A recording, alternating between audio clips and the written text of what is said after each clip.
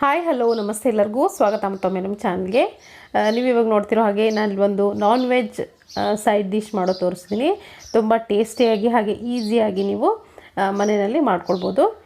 ಬನ್ನಿ ಹಾಗಿದ್ರೆ ಇದನ್ನು ಯಾವ ರೀತಿ ಮಾಡೋದು ಅಂತ ನೋಡೋಣ.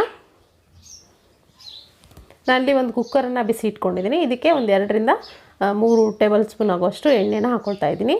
ಎಣ್ಣೆ ಚೆನ್ನಾಗಿ ಕಾಯ್ದಾದ್ಮೇಲೆ ಒಂದು ಮೀಡಿಯಮ್ ಸೈಜ್ ಈರುಳ್ಳಿನ ಸಣ್ಣದಾಗಿ ಕಟ್ ಮಾಡ್ಕೊಂಡು ಹಾಕ್ಕೊಂಡಿದ್ದೀನಿ.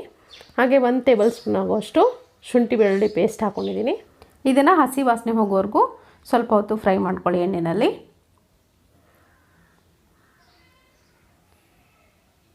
ಇವಾಗ ನಾನು 1 kgಯಷ್ಟು ಇಲ್ಲಿ ಮಟನನ್ನು ಕ್ಲೀನಾಗಿ ವಾಶ್ ಮಾಡ್ಕೊಂಡು ಇಟ್ಕೊಂಡಿದ್ದೀನಿ. ಇದನ್ನು ಕೂಡ ಇದಕ್ಕೆ ಸೇರಿಸ್ಕೊಳ್ತೀನಿ. ಒಂದು ಸರಿ ಸ್ಪೂನಿಂದ ಈ ಶುಂಠಿ ಬೆಳ್ಳುಳ್ಳಿ ಪೇಸ್ಟನ್ನು ಹಾಕಿದ್ದೀವಿ. ಚೆನ್ನಾಗಿ ಮಿಕ್ಸ್ ಮಾಡ್ಕೊಳ್ಳಿ.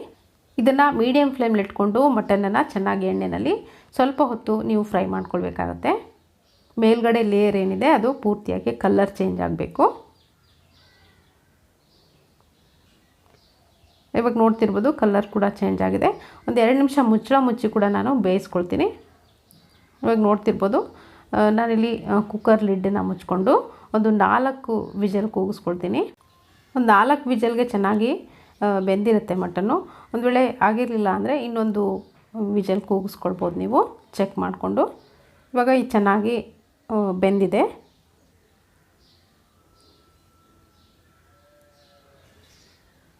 ಇದನ್ನು ಸೈಡಲ್ಲಿ ಎತ್ತಿಟ್ಕೊಂಡು ಇವಾಗ ಮಸಾಲೆ ರೆಡಿ ಮಾಡ್ಕೊಳ್ಳೋಣ. ಗ್ರೇವಿಗೆ ಒಂದು ಮಿಕ್ಸರ್ ಜಾರ್ ತೊಗೊಂಡಿದ್ದೀನಿ.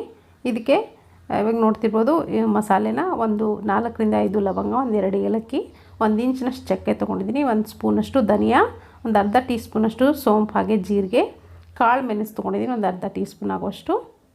ನಾನು ತಗೊಂಡಿರೋ ಕ್ವಾಂಟಿಟಿಗೆ ಇಷ್ಟು ಮಸಾಲೆ ಸಾಕಾಗುತ್ತೆ. ಇದನ್ನು ಒಂದು ಕೋರ್ಸ್ ಪೌಡ್ರಾಗಿ ಮಾಡ್ಕೊಂಡಿದ್ದೀನಿ ನೋಡ್ತಿರ್ಬೋದು. ಇವಾಗ ಇದಕ್ಕೆ ನಾನಿವಾಗ ಒಂದು ಚಿಕ್ಕ ಸೈಜ್ದು ಒಂದು ಈರುಳ್ಳಿನ ಸಣ್ಣದಾಗಿ ಕಟ್ ಮಾಡಿಕೊಂಡು ಹಾಕ್ಕೊಂಡಿದ್ದೀನಿ.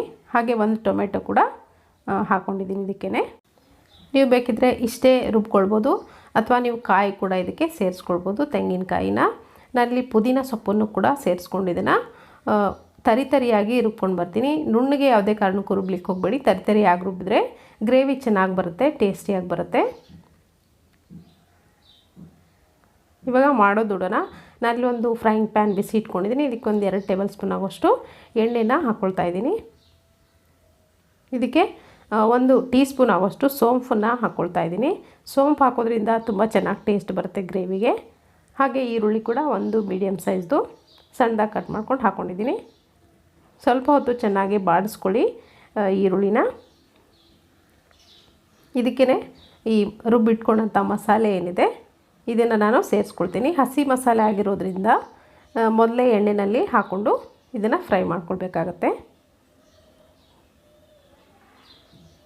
ಇದ್ರ ಜೊತೆಗೇ ನಾನು ಶುಂಠಿ ಬೆಳ್ಳುಳ್ಳಿ ಪೇಸ್ಟ್ ಕೂಡ ಸೇರಿಸ್ಕೊಳ್ತೀನಿ. ನೀವು ಬೇಕಿದ್ದರೆ ಎಣ್ಣೆಯಲ್ಲಿ ಮೊದಲೇ ಹಾಕ್ಕೊಳ್ಳಿ ಶುಂಠಿ ಬೆಳ್ಳುಳ್ಳಿ ಪೇಸ್ಟನ್ನು. ನಾನಿಲ್ಲಿ ಇದನ್ನು ಸ್ವಲ್ಪ ಹೊತ್ತು ಈ ಥರ ಫ್ರೈ ಮಾಡಾದಮೇಲೆ ಶುಂಠಿ ಬೆಳ್ಳುಳ್ಳಿ ಪೇಸ್ಟ್ ಕೂಡ ಹಾಕ್ಕೊಳ್ತಾ ಇದ್ದೀನಿ, 1 ಟೇಬಲ್ ಸ್ಪೂನ್ ಆಗುವಷ್ಟು. ಇದನ್ನು ಕೂಡ ಅಷ್ಟೇ ಒಂದು 2 ನಿಮಿಷ ಹಸಿ ವಾಸನೆ ಹೋಗೋವರೆಗೂ ಮೀಡಿಯಮ್ ಫ್ಲೇಮ್ಲಿಟ್ಟು ಇದನ್ನು ಹುರ್ಕೊಳ್ಳಿ. ಚೆನ್ನಾಗಿ ಹುರಿದಾದ್ಮೇಲೆ ಒಂದು ಮೀಡಿಯಮ್ ಸೈಜ್ದು ಟೊಮೆಟೊ ಕೂಡ ಸಣ್ಣದಾಗಿ ಕಟ್ ಮಾಡ್ಕೊಂಡು ಹಾಕ್ಕೊಂಡಿದ್ದೀನಿ. ಹಾಗೆ ಹಸಿಮೆಣಸಿನ್ಕಾಯಿ ಕೂಡ ಹಾಕ್ಕೊಂಡಿದ್ದೀನಿ. ಸ್ವಲ್ಪ ಹೊತ್ತು ಬಾಡಿಸ್ಕೊಂಡಾದಮೇಲೆ ಇದಕ್ಕೆ ಉಳಿದಿರೋಂಥ ಪದಾರ್ಥನ ಸೇರಿಸ್ಕೊಳ್ಳೋಣ. ಸ್ವಲ್ಪ ನೀರನ್ನು ಹಾಕ್ಕೊಳ್ತೀನಿ. ಮಿಕ್ಸರ್ ಜಾರ್ಗೆ ಏನು ಮಸಾಲೆ ರುಬ್ಕೊಂಡಿರ್ತೀವಿ ಅದಕ್ಕೆ ಸ್ವಲ್ಪ ನೀರು ಹಾಕ್ಕೊಂಡಿದ್ದೀನಿ. ಇದಕ್ಕೆ ಇವಾಗ 1 ಟೇಬಲ್ ಸ್ಪೂನ್ ಆಗುವಷ್ಟು ಅಚ್ಚಕಾರದ ಪುಡಿ ಹಾಕ್ಕೊಳ್ತಾ ಇದ್ದೀನಿ. ಖಾರನ ನಿಮ್ಮ ಖಾರಕ್ಕೆ ಅನುಗುಣವಾಗಿ ನೀವು ಸೇರಿಸ್ಕೊಳ್ಬೋದು.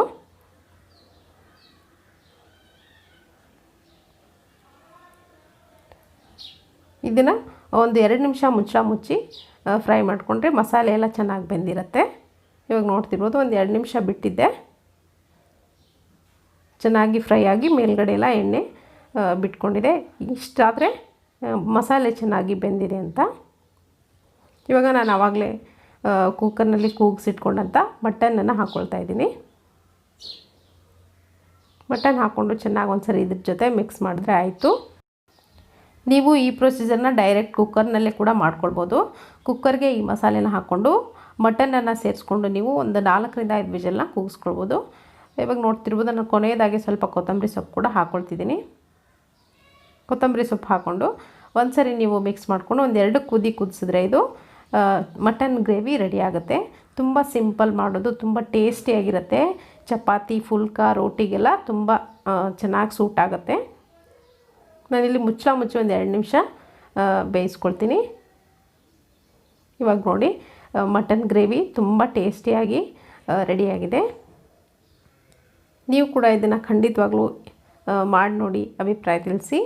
ಇವತ್ತಿನ ಈ ರೆಸಿಪಿ ನಿಮಗೆ ಖಂಡಿತವಾಗ್ಲೂ ಇಷ್ಟ ಆಗಿದೆ ಅಂದ್ಕೊಳ್ತೀನಿ. ಇಷ್ಟ ಆಗಿದ್ರೆ ವಿಡಿಯೋ ನೋಡಾದಮೇಲೆ ಒಂದು ಲೈಕ್ ಒತ್ತೋದನ್ನು ಮಾತ್ರ ಮರಿಬೇಡಿ. Thank you.